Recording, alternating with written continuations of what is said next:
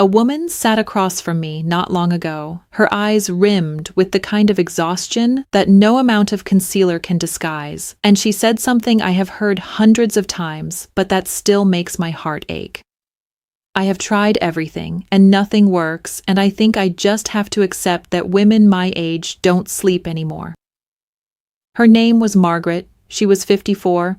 She taught high school English, and she had not slept through the night in over 7 months. She had downloaded meditation apps, sprayed lavender on her pillow, turned off every screen by 9 o'clock.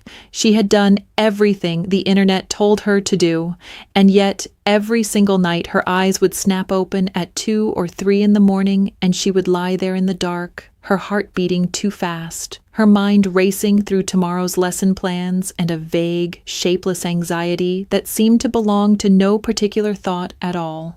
What Margaret did not realize was that the thing sabotaging her sleep was not her age, not her stress, not even her shifting hormones in the way she imagined. It was a small bowl of granola with dried cranberries and a single square of dark chocolate that she ate every evening at 8:30, believing with absolute sincerity that she was making a healthy choice. This is the invisible trap I see women fall into over and over after 50, this devastating gap between what we have been told is good for us and what is actually happening inside our bodies during menopause.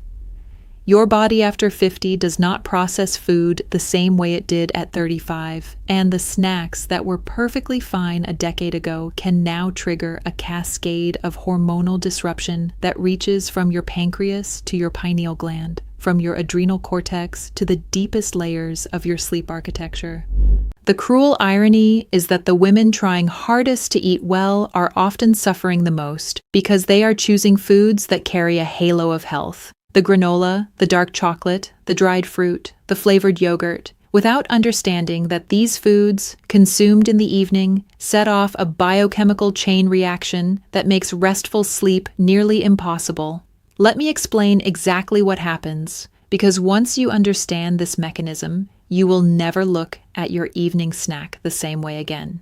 When you eat something containing significant sugar, and a bowl of granola with dried cranberries can easily contain 25 grams, more than many candy bars, your blood glucose rises sharply and your pancreas releases a surge of insulin. During the daytime in a younger body, this is routine. But in the evening hours after 50, when your estrogen and progesterone have already shifted the way your body manages glucose, this insulin surge sets off something far more dangerous.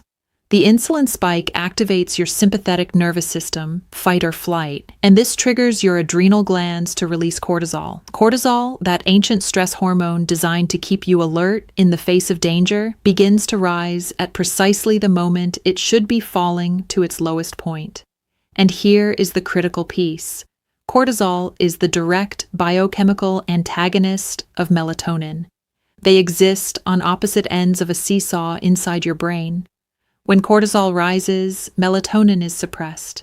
Your body was designed to have cortisol peak in the morning and gradually decline until it reaches its nadir in the late evening, creating the biochemical space for melatonin to rise and usher you into deep, restorative sleep. But when you eat that bowl of granola at 8:30 at night, you are yanking cortisol upward at the exact hour when your body desperately needs it to be low. And melatonin, the hormone that should be carrying you into sleep, is pushed down where it cannot do its work. And the damage does not stop there. That same cortisol spike directly interferes with progesterone, often called the calming hormone, because one of its metabolites, allopregnanolone, acts directly on GABA receptors in the brain, the very same receptors that anti-anxiety medications target. GABA is the primary inhibitory neurotransmitter in your nervous system, the chemical messenger whose job is to quiet neural activity, to slow racing thoughts, to prepare your brain for sleep. When progesterone is adequate, allopregnanolone bathes those GABA receptors in a gentle, natural sedation that makes falling asleep feel effortless. But cortisol and progesterone share a precursor called pregnenolone, and when cortisol demand is high, your system preferentially shunts pregnenolone toward cortisol production and away from progesterone. This is called the pregnenolone steal, and it means that every unnecessary cortisol spike from an evening snack is not just disrupting melatonin, it is actively robbing your body of the very hormone that keeps your nervous system calm enough to sleep. Margaret's story illustrates this perfectly. When we went through her evening routine, everything was admirable except one thing. The meditation was wonderful, the screen curfew was right, the lavender was a lovely touch. But that bowl of granola, organic, honey-sweetened, cranberry-studded, chosen because it said natural on the label, was flooding her bloodstream with sugar at precisely the wrong moment. And the dark chocolate was delivering not just sugar, but 20 to 30 milligrams of caffeine and a significant dose of theobromine, another stimulant found in cacao with a half-life of nearly 7 hours. After 50, your liver's cytochrome P450 enzyme system slows down, meaning caffeine that might have cleared in 5 hours at 35 can now linger for 9 or 10. That chocolate at 8:30 could still have active stimulants circulating at 4 in the morning. She was never giving her brain a clean biochemical runway for sleep. When I explained this cascade to Margaret, granola to glucose to insulin to cortisol to melatonin suppression, and chocolate to caffeine to adenosine receptor blockade, I watched something shift in her eyes, not just understanding, but relief. For 7 months, she had believed her sleeplessness was a verdict, a permanent sentence from menopause, and suddenly she could see it was a mechanism, a series of biochemical dominoes she had been unknowingly knocking down every night. We replaced her evening snack with a small bowl of full-fat Greek yogurt, a tablespoon of ground flaxseed, and a handful of raw walnuts. Within 10 days, Margaret was sleeping through until 5:30 in the morning. Within 3 weeks, her hot flashes had diminished by roughly half. She came back after 6 weeks a different woman. Her skin had that luminous quality only deep sleep can produce. Her voice had lost its brittle edge, and she started to cry softly, not from sadness, but from amazement. "I had forgotten what it felt like to wake up rested," she said. "I thought I was just getting old."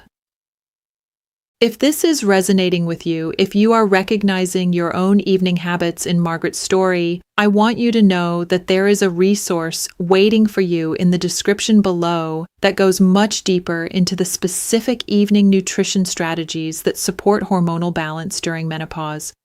It may be exactly what you need right now. So let me be very specific about the 3 categories of snacks that are most destructive to your sleep and your hormonal balance after 50, because knowledge without specificity is just anxiety. And what I want to give you today is clarity you can act on tonight. The first category is what I call sugar disguised as health snacks. Granola bars, flavored yogurts, dried fruit mixes, sweetened trail mixes. These live in the health food aisle wrapped in earthy packaging with words like natural and wholesome, yet a single granola bar can contain 15 to 20 grams of sugar and a cup of flavored yogurt can rival ice cream. Because they are perceived as healthy, women eat them without hesitation, and the sugar enters the bloodstream rapidly. Insulin surges, cortisol follows, melatonin is suppressed for hours. The second category is processed carbohydrate snacks, crackers, pretzels, rice cakes, chips, and anything made primarily from refined flour or puffed grains. These foods have a glycemic index that rivals pure glucose, meaning they spike your blood sugar with extraordinary speed.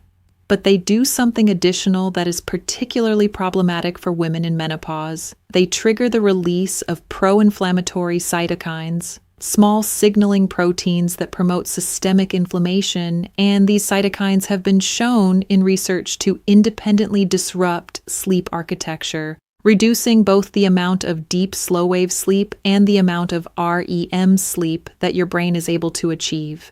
So, processed carbs at night deliver a double assault. They spike your insulin and cortisol while simultaneously inflaming the very neural circuits that govern your sleep stages. The third category, the one that surprises women most, is caffeine-containing chocolate, particularly dark chocolate. It has been celebrated as a superfood for its flavonoids and antioxidants, and those benefits are real, but they do not erase the caffeine, 20 to 30 milligrams per ounce, along with theobromine, a related stimulant with a 7-hour half-life. For a woman over 50 whose liver enzymes process these compounds more slowly, an evening serving of dark chocolate keeps stimulants active in the brain well past midnight, blocking adenosine receptors, fragmenting sleep architecture, and reducing the deep restorative sleep your body needs to repair tissue and regulate hormones.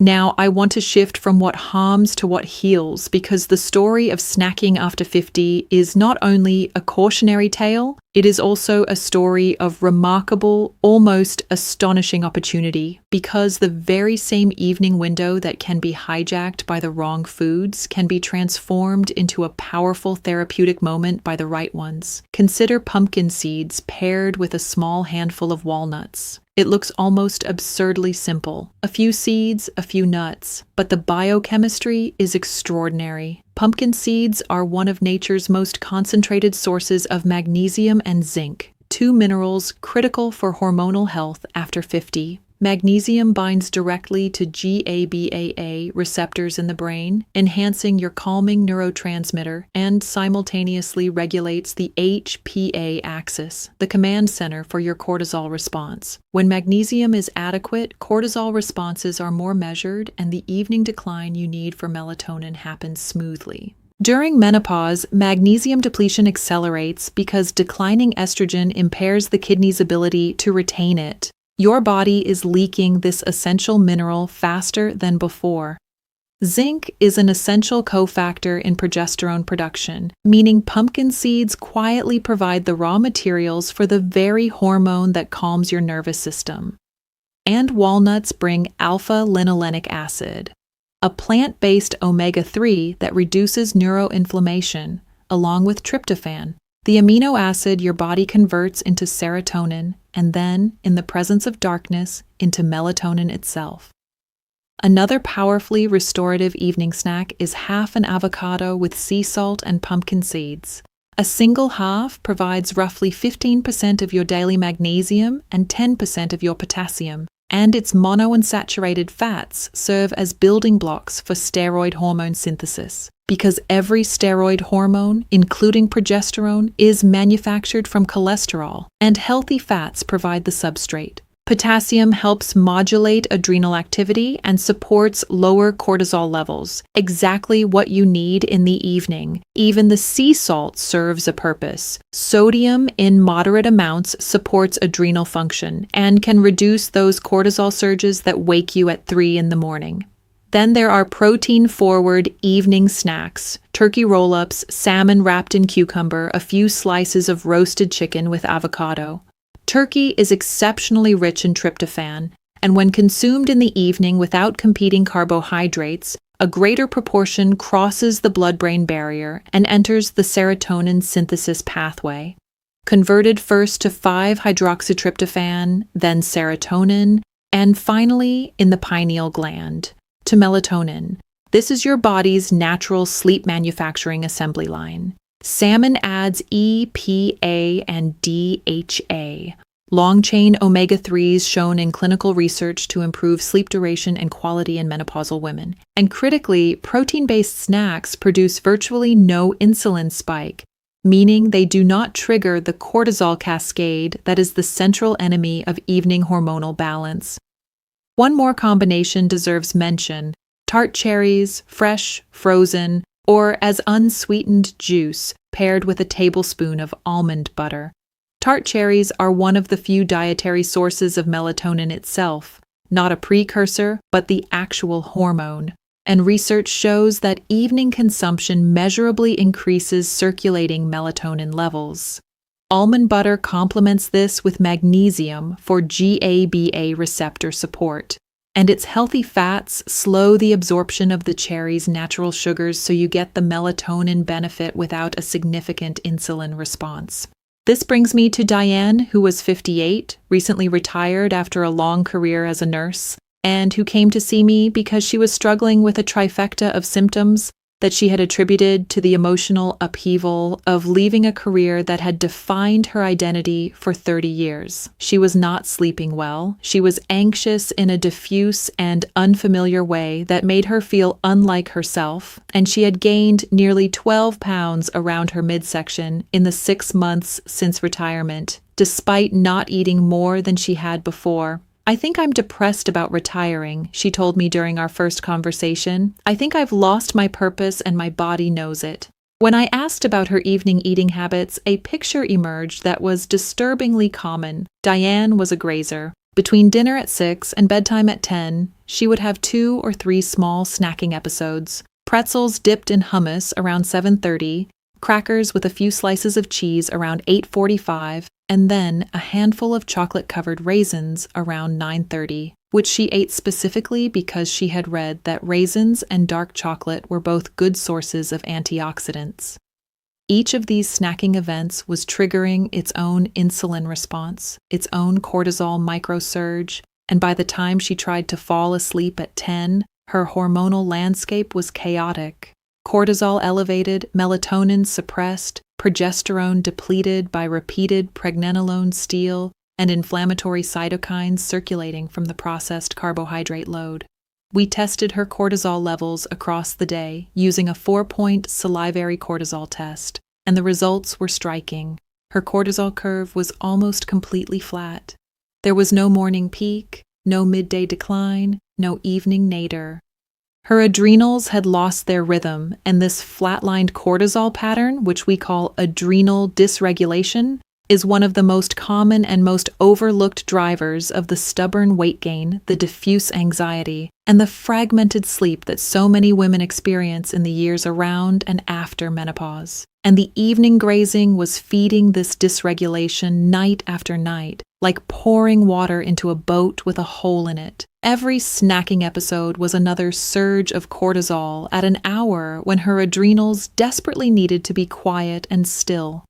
We restructured Diane's evenings around a single snack at 7:30, half an avocado topped with pumpkin seeds and flaky sea salt. Twice a week, turkey roll-ups with mustard and romaine. No eating after 8 o'clock. The change was not dramatic. No exotic ingredients, no supplements, but the biochemical shift was profound. Within 2 weeks, Diane was falling asleep 30 minutes faster. Within 4 weeks, the anxiety had diminished to what she described as someone turning the volume down from an 8 to a 3. Within 6 weeks, she had lost 4 pounds without any other dietary changes. The weight loss was not a miracle, it was biochemistry. When evening cortisol spikes stop, the body stops receiving the signal to store visceral fat, and existing deposits begin to mobilize. Diane's body was holding that weight because cortisol was telling it to, and her evening snacking was telling cortisol to stay elevated. The moment I will never forget from Diane's journey was during our 8-week follow-up, when she sat down and said, with this quiet wonder in her voice, "I thought retirement broke me. I thought losing my identity as a nurse was making me sick, but it was pretzels and chocolate raisins." And then she laughed, and there was so much relief in that laugh because she had spent months carrying a psychological narrative. I am depressed, I have lost my purpose, I am falling apart, when the truth was that her nervous system was being destabilized by a biochemical pattern that had nothing to do with her emotional life and everything to do with what she was putting into her body between 7:30 and 10 o'clock at night. This is what I want you to carry with you.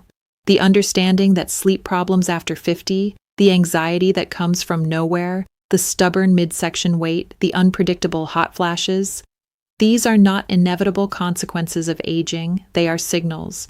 Your body telling you that something in its biochemical environment has shifted, and the inputs it is receiving in those critical evening hours are no longer aligned with what it needs.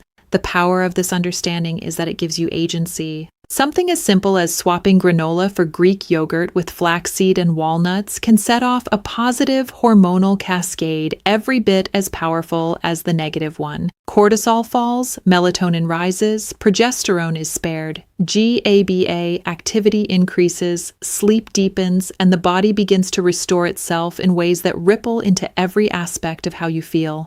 Everything we talked about today, the snack swaps, the timing strategies, the specific combinations that support your hormones instead of fighting against them, I have put together something for you in the link below that makes all of this even easier to follow and implement. So be sure to check that out. And if this information has opened your eyes, if you are seeing your own evenings in a new light, then I would ask you to do something that costs nothing but means everything.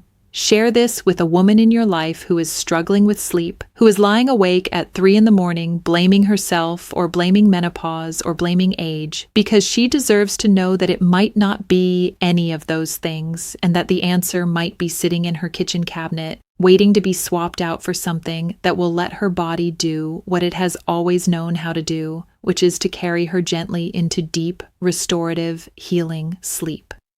Subscribe to this channel so you do not miss what is coming next, because we are going to keep going deeper into this world of hormonal balance and practical, evidence-based strategies that can transform how you feel after 50, and you deserve every single one of them.